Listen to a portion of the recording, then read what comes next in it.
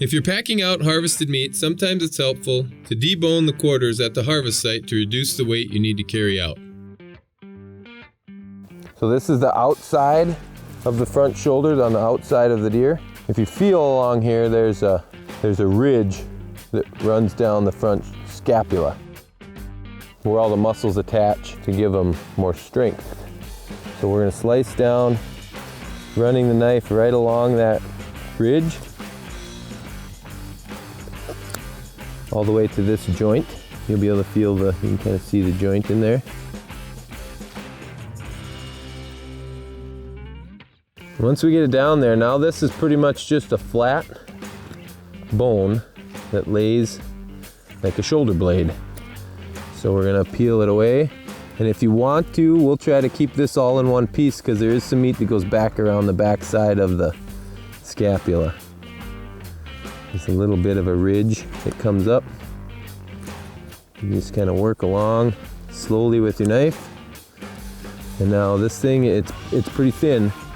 So you don't want to cut too deep on the other side if you're going to try to keep the meat all in one piece. And so before I flip it over, I'm going to do that to the other side. The other side doesn't have this big of a flat plane. It's just got probably a short, thin piece, and you'll kind of feel it as you slide down along that ridge. But it actually kind of ends. It's only from about here to here that it sticks out very far. And you'll see that when I get the meat off. So there, see, it's just a small piece of bone along there that sticks out. And we'll loosen this up around the joint. And so now we've just got a straight bone that runs down through here. You can kind of feel it. I'm gonna loosen it up since I'm on this side. Run along that bone. It's just one bone running through there. And we have kind of another almost kneecap type of thing on the front arm. And just keep working these top sides of these bones before we flip it over and do the other side.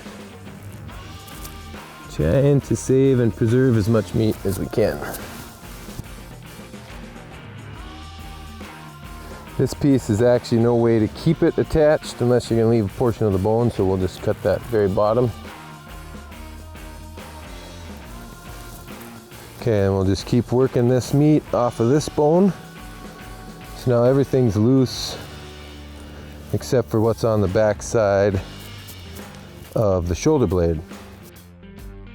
So we take this and just kind of come along that shoulder blade. The back side of the shoulder blade is fairly flat. Just kind of work along and feel the bone with your knife. Smaller cuts are better.